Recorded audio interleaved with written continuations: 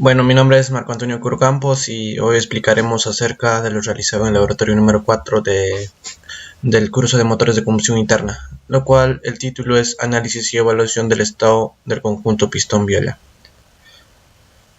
Los objetivos son analizar y evaluar y comprobar el estado de los componentes internos del motor con instrumentos y herramientas de taller. Analizar, evaluar, medir los elementos del conjunto pistón-biela comparándola con las especificaciones técnicas del manual de servicio.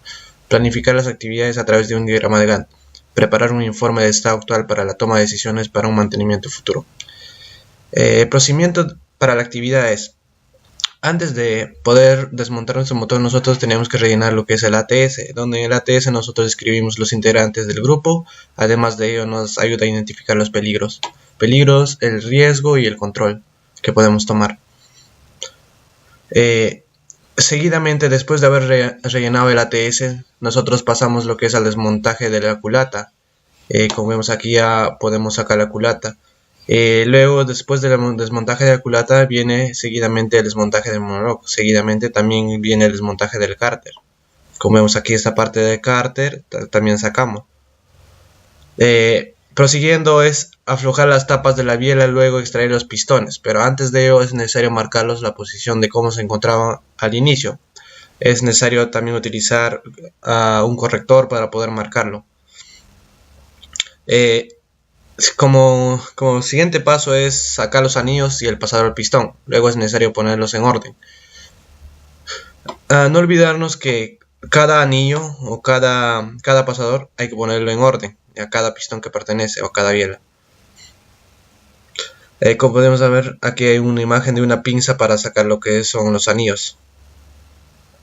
En las mediciones, la primera medición que hicimos fue la medición del diámetro del extremo grande de la biela, lado A, como podemos aquí observar en la figura. Quite los cojinotes de las bielas y guárdalos para su reutilización. Posicione correctamente las tapas en la biela correspondiente y aplique el par de apriete apropiado. Mida el extremo grande de la biela en los dos sitios a 30 grados de la línea de partida. Antes de realizar esta medición es necesario pasar con un torquímetro. A una fuerza que el manual mismo nos dice. Estos son los datos que nosotros obtuvimos cuando hicimos las lecturas. En cada biela nosotros hicimos 2 lecturas. La diferencia, como podemos ver, la primera nada más tiene una diferencia un poco mayor que las otras. Y las demás no hay mucho problema, por lo cual nosotros podemos decir que nuestra biela no sufre tanta ovalicidad o desgaste. A continuación realizamos la medición del diámetro del extremo pequeño de la biela, que nos dice: mide el extremo pequeño de la biela, la parte D. Como vemos aquí, esta es la parte D. En dos sitios a 30 grados de la línea de partida y registre las medidas en la tabla de abajo. No retire la bocina para realizar las mediciones. En este caso las bocinas lo dejamos en su misma posición. Aquí están las bocinas. Estas son las herramientas que utilizamos para realizar la medición, o estas son las maneras para realizar la medición. Aquí tenemos el micrómetro. Estos son los datos que obtuvimos, por lo cual la diferencia, según las especificaciones, nos dice que no debe ser mayor a 0.05 milímetros. Como vemos, nuestros datos son menores a ese valor que nos dice en el manual, por lo cual podemos decir que nuestras bielas se encuentran en un buen estado. Y a continuación le paso a mi compañero. Gracias. Bueno, continuando con la explicación del laboratorio, ahora hacemos la medición del diámetro exterior del pasador del pistón. Medición del diámetro interior del orificio del pasador con la ayuda de un micrómetro de interiores, un medidor telescópico y un micrómetro. Acá tenemos el medidor telescópico y acá tenemos el micrómetro. Hacemos uso de estas herramientas para medir el interior del pasador, el diámetro exterior del pasador. Bueno, acá tenemos los datos que sacamos usando estas herramientas.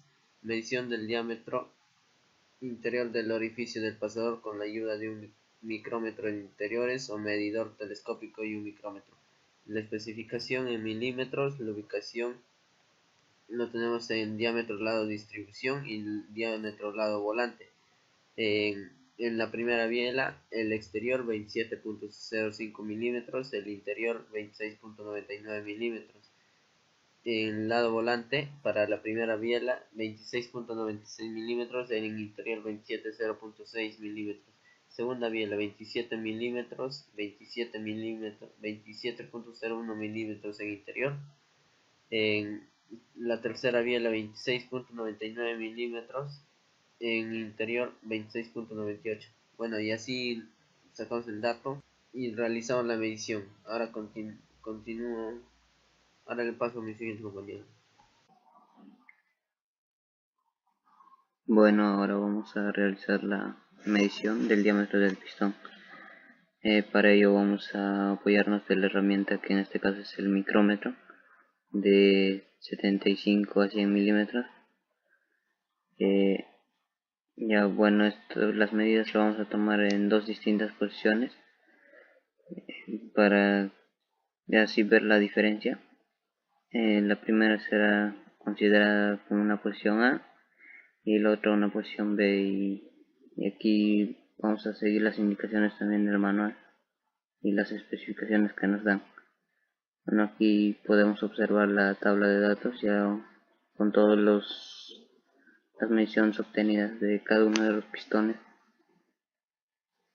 y en las diferentes posiciones. Esto nos ayudará posteriormente en la siguiente medición, que es del espacio libre del pistón cilindro. En este caso vamos a verlo también con un calibrador de la mía para poder diferenciar y ver las tolerancias. Para este caso de las diferencias de diámetros, el diámetro del cilindro lo sacamos las medidas del laboratorio anterior y el diámetro del pistón de la medición anterior también. Y aquí podemos ver las diferencias y aquí el espesor de las minillas, qué calibre son. Aquí podemos observar la forma correcta de medir con la ayuda de la laminilla. Esto todo lo hacemos siguiendo las indicaciones del manual. Para la medición del espacio lateral del anillo, ¿qué es esto? Lo realizamos de la siguiente manera, siguiendo las indicaciones también del manual. Y en el manual nos dice que debe de tener la laminilla no debe ser superior a 0.20 milímetros. Ya bueno, para ello aquí vamos a un ejemplo de cómo se realizó la medida, pero en cada uno de el primer anillo y el segundo anillo de cada uno de los pistones, y vemos que todos cumplen con los estándares requeridos. Ahora la medición de separación de extremos del anillo o la luz de anillo. Esto se realizó colocando el anillo dentro del cilindro y con el pistón se ayudó a introducirlo hasta cierto punto, en el cual vemos aquí el ejemplo, la indicación de la guía y aquí realizado ya en el laboratorio. Y aquí vemos las siguientes especificaciones, también la toma de datos de lo que debe tener en cada anillo y en cada pistón.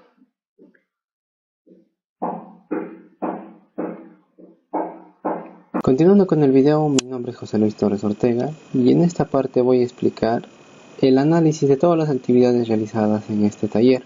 Primeramente voy a determinar el estado de todas las piezas que componen el conjunto pistón-biela a través de mediciones e inspección. Primeramente voy a determinar el estado de la biela a través de las mediciones del diámetro extremo grande y del diámetro extremo pequeño de la biela. En esta tabla podemos observar que al realizar la diferencia de las dos lecturas del diámetro grande de la biela, podemos observar que no existe no hay una gran diferencia, ¿no? Con lo cual podemos determinar que no hay presencia de una ovalicidad pronunciada. Seguidamente, en esta tabla de acá, al realizar la diferencia del diámetro extremo pequeño de la biela y del diámetro del bulón, vemos que esta diferencia no sobrepasa a lo que establece el fabricante, ¿no? En donde la holgura máxima o la holgura de aceite máxima debe de ser 0,05 milímetros. con lo cual puedo determinar que estas 4 bielas se encuentran en un buen estado. Seguidamente voy a establecer el estado del pistón a través de las mediciones del diámetro exterior del pasador, del diámetro del pistón y del espacio libre del pistón al cilindro. Acá, con respecto al diámetro exterior del pasador, se puede observar que las mediciones tanto del diámetro exterior e interior del lado de distribución y de igual forma del lado de la volante no tienen mucha diferencia, ¿no? Con lo cual podemos establecer que estos dos diámetros se encuentran o han tenido un desgaste uniforme. Seguidamente, el diámetro del pistón. Acá podemos observar la especificación del fabricante que nos indica el diámetro máximo a los cuales pueden llegar este pistón. Y acá podemos observar que sí cumple, ¿no? ya que no sobrepasa estos estándares que establece el fabricante. Seguidamente acá podemos observar las mediciones del espacio libre del pistón y del cilindro. Acá ya, al realizar la diferencia de los diámetros tanto del pistón como del cilindro, vemos que no sobrepasa a lo que establece el fabricante, ¿no? A la comparación que debe ser de 0,20 milímetros. Y de igual forma, al realizar la medición con las laminillas de gauge, podemos observar que tampoco no sobrepasan, con lo cual se puede determinar también que los 4 pistones se encuentran en un buen estado. Seguidamente, al realizar el análisis del estado de los anillos a través de la medición del espacio lateral del anillo y a través de la medición de separación de los extremos del anillo, vemos que al realizar esta medición del espacio lateral, la laminilla de 0,20 milímetros no ingresa al espacio que es generado entre el anillo y la ranura, ya sea en el anillo superior o en el segundo anillo, ¿no? Seguidamente, al ver esta tabla de acá, la medición de separación de extremos del anillo, vemos que todas estas mediciones cumplen con lo que especifica el fabricante, ¿no? Con lo cual podemos decir que estos anillos también se encuentran en un buen estado. Seguidamente, ¿cuáles son sus recomendaciones con los datos y observaciones encontradas en los elementos del conjunto del pistón? Bueno, mis recomendaciones son, ¿no? Con respecto a la biela, debido a que la holgura del aceite es menor a la máxima holgura especificada por el fabricante, no se requiere cambiar el casquillo de la biela ni menos el pasador del pistón. Por otro lado, no se observa mucha variación de las dos mediciones realizadas al extremo grande de cada biela. Con respecto al pistón, ya que la medida de la holgura entre el pistón y el cilindro de los 4 es menor a la máxima establecida por el fabricante, no se requiere cambiar los pistones o rectificar los cilindros. Y por último, los anillos, ¿no?